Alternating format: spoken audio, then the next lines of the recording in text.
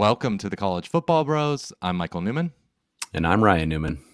All right, on today's episode, we are going to go over the rest of the transfer player pool. We did quarterbacks a few weeks ago, discussed the most intriguing transfers there.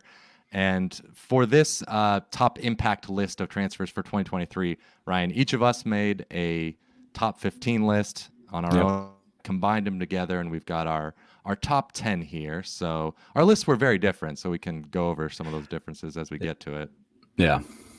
All right. Who's number 10? Number 10. Well, we have a tie for number 10. For me, 10th here, Adonai Mitchell. So A.D. Mitchell, wide receiver from Georgia. He'll be going to Texas. And I personally think this transfer is being underrated a little bit, mainly just because, well, I guess number one, Mitchell wasn't able to play a ton last year with a high ankle sprain, so he didn't quite get the notoriety that he probably should have. And two, Texas just already has some good receivers on their team. I mean, even without Mitchell, they'd still have a good offense and a good receiving core. But I just think Mitchell's a very, very good player. So maybe you can't value that as much because he's going to a good room, but he's a very good player. If he didn't get hurt, probably would have had a much bigger year, and he was looked to as supposed to have a big year because he had a good freshman season there for Georgia. So he's going to be a big time player, tall receiver that can make some tough catches. I think he's going to make a big impact. Okay, the other player we had tied for 10th, another receiver, wide receiver Zachary Franklin, going from UTSA to Ole Miss. And his last two seasons at UTSA had over 1,000 yards, seasons, 12 touchdowns, 15 touchdowns. Like, he just was having monster production. And this, I really had him high on my list because it's also a position of need for Ole Miss. You know, they lost two, I believe their top two receivers from last season. So he can come in and be the number one guy. Yep. Fair enough. All right. And then number 9, I'll discuss Dante Cephas, our third straight receiver. I promise it's not all receivers, but there's a lot of good ones that transferred, going from Kent State to Penn State. And very similar to Franklin, you know, at a lower level, a lot of production, over 2,000 yards combined the last two seasons. And go team where wide receiver is a big need. Of course, Penn State losing Parker Washington and Mitchell Tinsley, so Cephas is going to kind of compete, I think, with Lambert Smith to be the number one guy. And this kind of feels like potentially the last missing piece for Penn State to possibly make the playoff. You know, if Drew Aller's good at quarterback, I really like the rest of the roster, but they could use some impact playmakers. Yes, they could. All right, moving on to number 8. We have Denver Harris, cornerback from Texas A&M. He's going to LSU. Former 5-star recruit, played as a true freshman last year, but only played in a handful of games after getting suspended for some off-the-field issues and a locker room incident. So there's definitely a concern there, but there's no really denying his talent. Super high ceiling. And if he's able to just stay on the field, he's going to be an impact player just because of his ability. Obviously, the Texas A&M coaches thought a ton of him playing him as a true freshman. So LSU, they've had a good run of legit DBs, and Denver Harris could be that guy. Just this one's a little risky of a pick, I guess I'll say, just because. Yeah, I didn't have him on my list. Yeah, I mean, it's boom or bust. I feel like he's either going to be really good or you just maybe never hear from him after this. But I'm hoping for his sake and LSU's sake, it's the first. All right, number 7 is linebacker Dasan McCullough, going from Indiana to Oklahoma. And he was a 4-star recruit, so he was a big-time get for Indiana, of course, I don't know. Was his dad the coach at the time he committed? His dad, I think, ended up going to Notre Dame. Yeah, anyway. I just know he's a hometown guy. Yeah, so he, as true freshman last year, 49 tackles, 6.5 tackles for loss, 4 sacks. Really athletic, really versatile. Apparently, OU has been trying him out at, and everything from edge rusher, linebacker, in the secondary. So Brent Venables can get creative with guys. So we saw that at Clemson. Yeah. I would imagine McCullough will be an impact player. And they need it. OU's defense was pretty horrible last year. It was. Yeah. All right, number 6, we have an offensive tackle, our first lineman here, Johnny Cornelius. He's going from Rhode Island powerhouse to Oregon. So to me, part of the reason why he's so high on this list is because Oregon lost almost all their entire offensive line from last year, so he fills a pretty big need out there in Eugene. First team All Colonial last year as a sophomore at right tackle, which is where he'll likely fit in there on the Oregon's offensive line, and he's going to have 2 years at Oregon if he decides to. So good get for Oregon to get an experienced lineman to replace all the talent that they lost. So he'll be an impact player for sure. They did a really good job of like turning the offensive line turned over because guys ran out of eligibility or went to the NFL, but I still think it's going to be a good offensive line this upcoming year. It should be. I'd be surprised if it took a massive drop. Like, sure, maybe it won't be quite as good, but right, it should still be a good group. It's a really good group. Very good group. Top notch. Great group of guys. Yeah, they get along well. Number 5. This was super high on my list. Maybe a homer pick here. Defensive tackle Bear Alexander going from Georgia to USC. But he was, 4-star recruit, and as a true freshman last year, got snaps on Georgia's defensive line. Like that alone, I already think you're really good. Like one of the, best defenses in college football. And he played in the national championship game, had a couple tackles for loss, had a sack. And it's when they were up by 50 or 50. Yeah, it might have been some of the second half there, but he, he played throughout the season and was figured to be a big part of the rotation this upcoming year, but kind of decided to go to USC where he can be kind of maybe the number one guy. Yeah. And just it was just a massive need for USC, right? Like the defense was terrible last year. Defensive line, if USC hadn't hit the transfer portal, was looking to be pretty bad. But with guys like Bear Alexander coming in, another guy you had on your list, Anthony Lucas from A&M to USC. Big time potential too.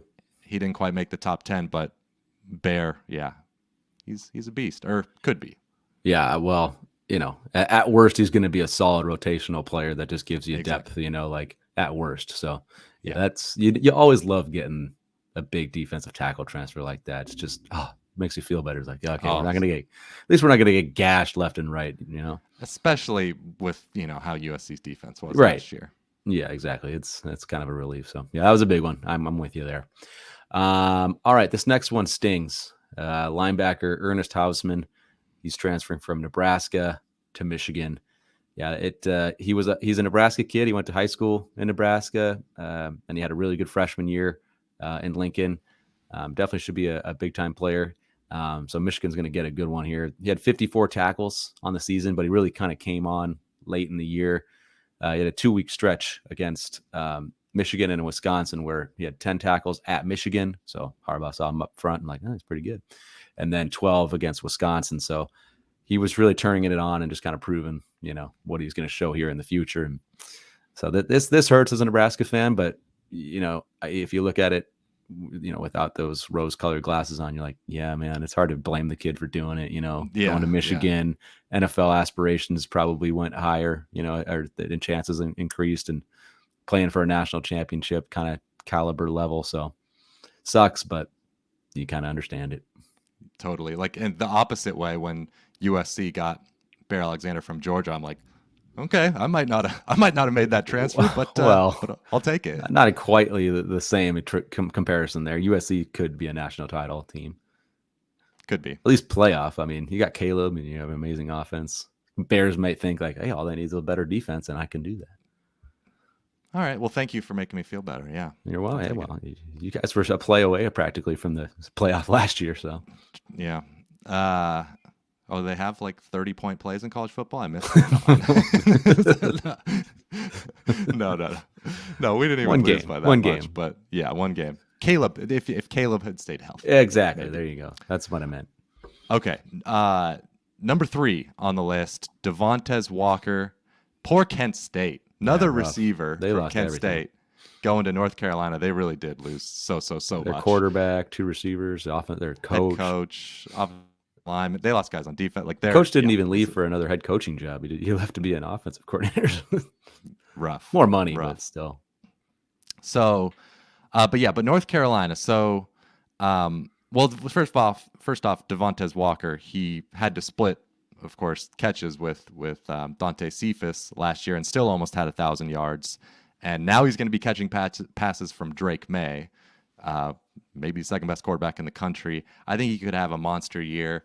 North Carolina's top 2 receivers are in the NFL right now from past seasons, so big need, good player. Yeah, The production could be there. They lost Phil Longo at offensive coordinator, so we'll see what happens there. But yeah, that one it makes me interested to see what's going to happen. But I'd imagine they'd still have a pretty darn good passing attack. All right, number 2, we have cornerback Fentrell Cypress. He's transferring from Virginia to Florida State. Huge addition for the Seminoles. He was a second-team All-ACC corner.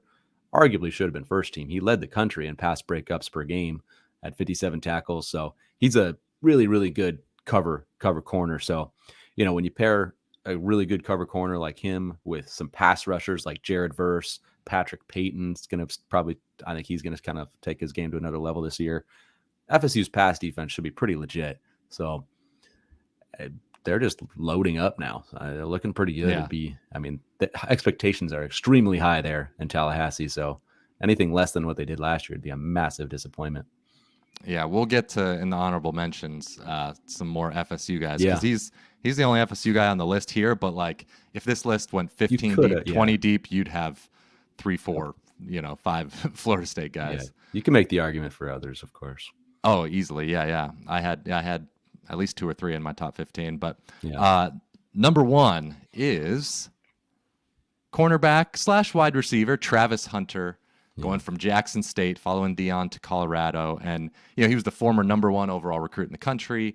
As a true freshman last year, had 8 passes defended, 2 interceptions, albeit very low level Jackson State. So we'll see going up in class how it works out, but immense amount of talent. And he just, when you compare him to anyone on Colorado's roster last year, it's no comparison. So they actually had a decent corner, but still, they, who was that? Or was that 2 years ago? That was 2 years ago. They had 2 decent corners. That one transferred to Oregon, one transferred to USC. I don't know about last year, but anyway, I just kind of forget about last year for Colorado, at least. They would like to do that as well.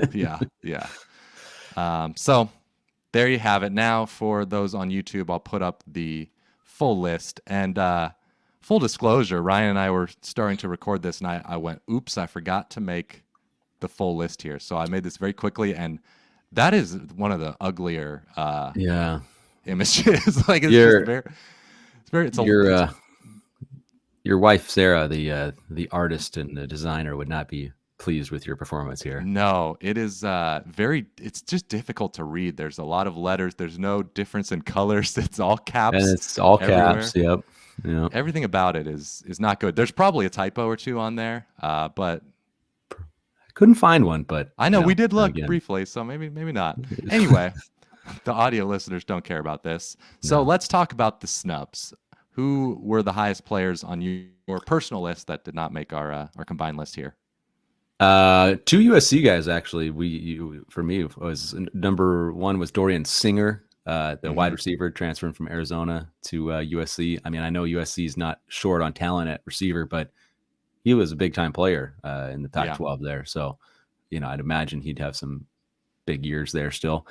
And then Anthony Lucas, my prediction for leading receiver for SC.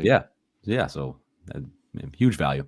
And then your other guy at USC from Texas A&M, Anthony Lucas. He's kind of an edge guy, but Lincoln Riley seems to really like him. So that should be a big value and big impact for the Trojans too.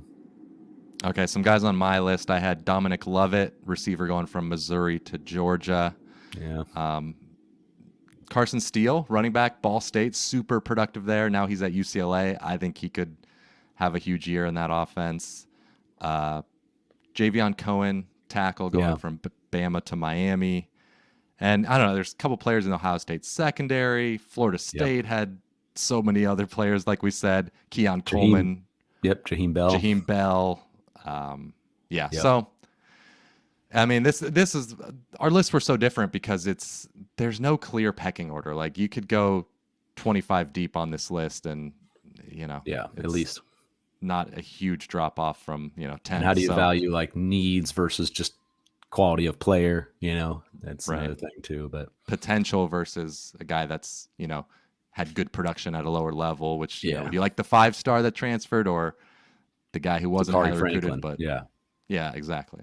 Yep. So anyway, thank you for checking out this episode of the College Football Bros. If you want to support the podcast, we'd really appreciate that. You can do so at patreon.com/collegefootballbros. $5 a month gets you bonus episodes, access to our backlog of bonus episodes, where I would say 70% of them are evergreen. Can listen to them at any time, and you get access to the Discord server where we're talking college football and other nonsense all year. Mostly long. nonsense, but Mostly nonsense. Exactly. it's a good time. Thanks again, and we will see you next time.